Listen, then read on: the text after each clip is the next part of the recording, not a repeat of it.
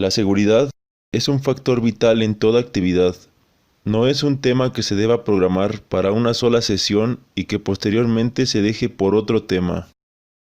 Es una responsabilidad de todos. Si el estudiante sigue las instrucciones con cuidado, no se presentarán peligros ni riesgos graves con los sistemas electromecánicos de aprendizaje. Cada año, numerosas personas sufren choques fatales con la corriente ordinaria de 120 volts de uso casero.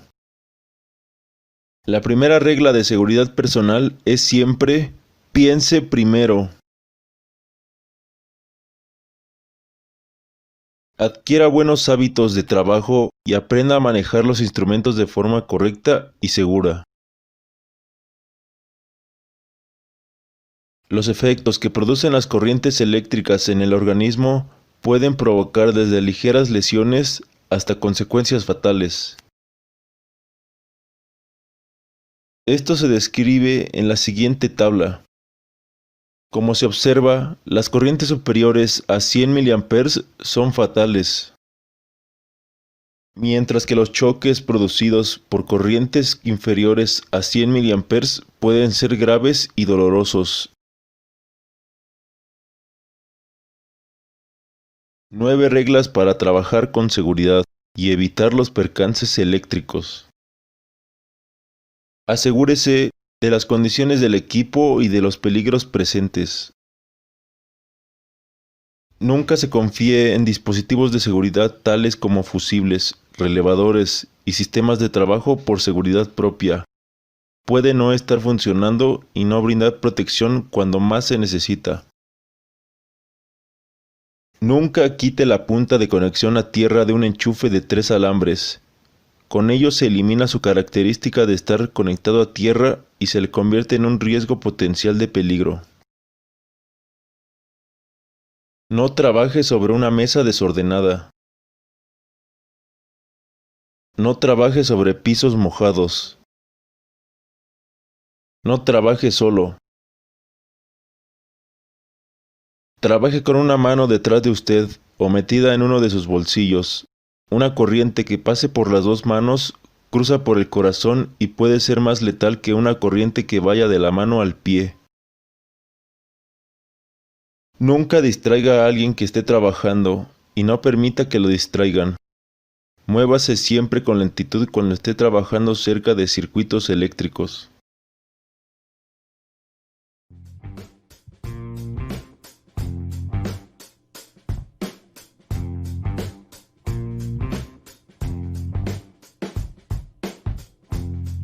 Con las manos totalmente secas, mida la resistencia que hay de la mano derecha a la izquierda.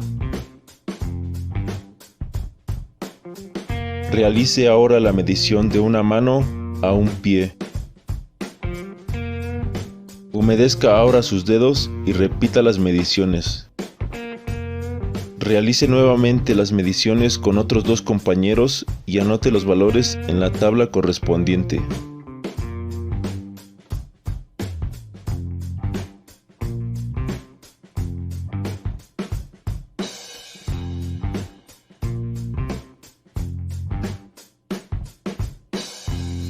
Examine la construcción del módulo de suministro de potencia EMS8821 sobre el rack e identifique los elementos indicados. Para cada una de las terminales indicadas en el punto 2, anote el voltaje de corriente alterna, de corriente directa y la corriente nominal.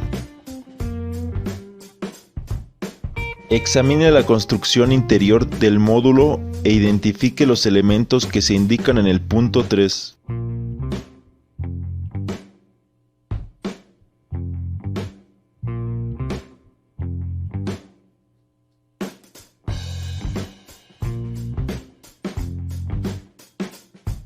En este experimento, usted medirá el voltaje que suministran las salidas variables y las fijas trifásicas de la fuente de alimentación.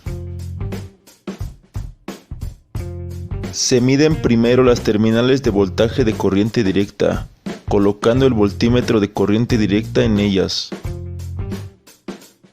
Obtendrá el valor máximo y el mínimo encendiendo la fuente y girando la perilla. Realizará la misma operación, pero esta vez conseguirá el valor máximo y mínimo de las terminales 4 y N. En este punto usará un voltímetro de corriente alterna. Por último, conectará el voltímetro de CA en las terminales especificadas y anotará los valores. Desconecte y apague la fuente al término del experimento.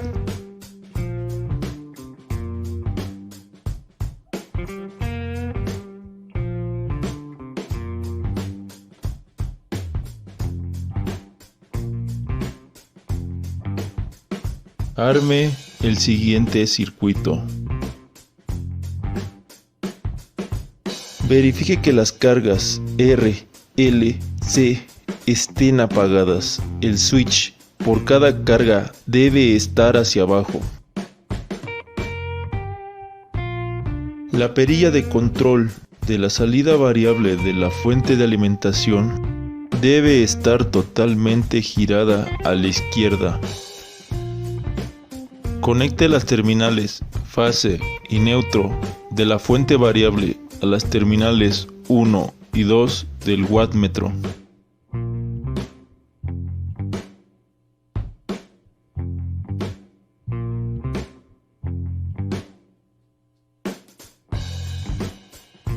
Conecte la terminal 3 del wattmetro a la terminal de polaridad del amperímetro. Con esto mediremos la potencia total del circuito. Después, conecte la terminal de 0.5 amperes a las terminales de polaridad de los 3 amperímetros restantes. Aquí mediremos la corriente total de las 3 cargas.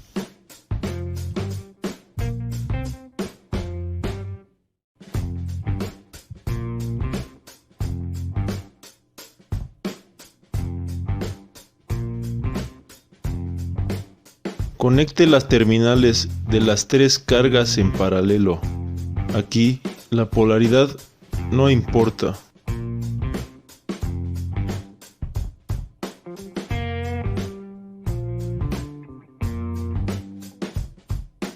Conecte la terminal de 0.5 amperes o de 2.5 amperes del amperímetro a la terminal restante de la carga resistiva. Conecte las terminales de 2.5 amperes o de 0.5 amperes del amperímetro a las terminales restantes, tanto de la carga inductiva como de la carga capacitiva. El objetivo es medir la corriente individual de cada carga.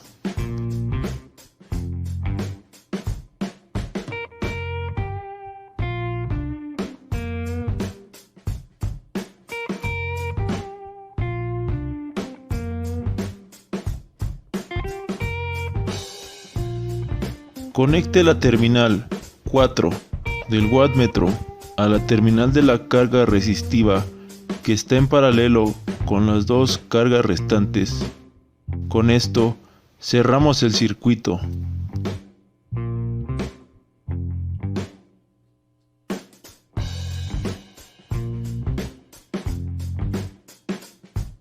Conecte las terminales de polaridad y de 250 volts en paralelo a las terminales fase y neutro de la fuente variable. Mediremos el voltaje total del circuito con este alambrado.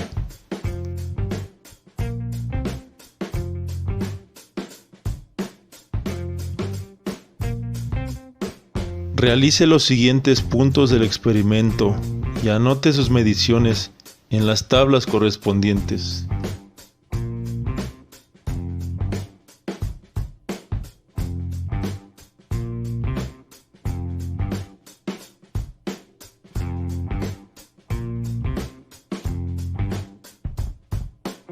El objetivo del experimento es entender el comportamiento de las 3 cargas, especialmente cuando están combinadas, ya que la aplicación de estos circuitos es por lo general de esta manera. Observe el caso del circuito RL. Tenemos una corriente total de 0.6 amperes, una corriente en la resistencia y en la inductancia, ambas de 0.4 amperes. Para obtener la corriente total de dicho circuito es necesario realizar una suma vectorial. Si nos apoyamos en la siguiente figura, la corriente de la resistencia se encuentra en fase con el voltaje. La corriente de la inductancia se encuentra retrasada 90 grados con respecto al voltaje. Por lo tanto, la corriente resultante está dada por el vector que se muestra en la figura, cuya magnitud, por el teorema de Pitágoras, está dada por la siguiente ecuación, la cual nos da el valor aproximado de la corriente total medida. Cabe resaltar que las cantidades que estamos trabajando son cantidades de corriente alterna, las cuales no solamente cuentan con una magnitud, sino que también cuentan con un ángulo de fase.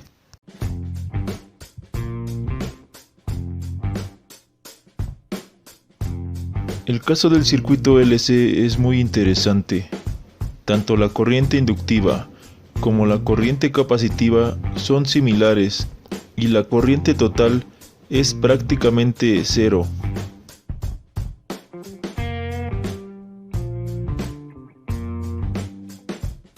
Si analizamos el diagrama vectorial, esto se debe a que la corriente inductiva se encuentra desfasada, está atrasada 90 grados con respecto al voltaje aplicado, y la corriente capacitiva está adelantada 90 grados.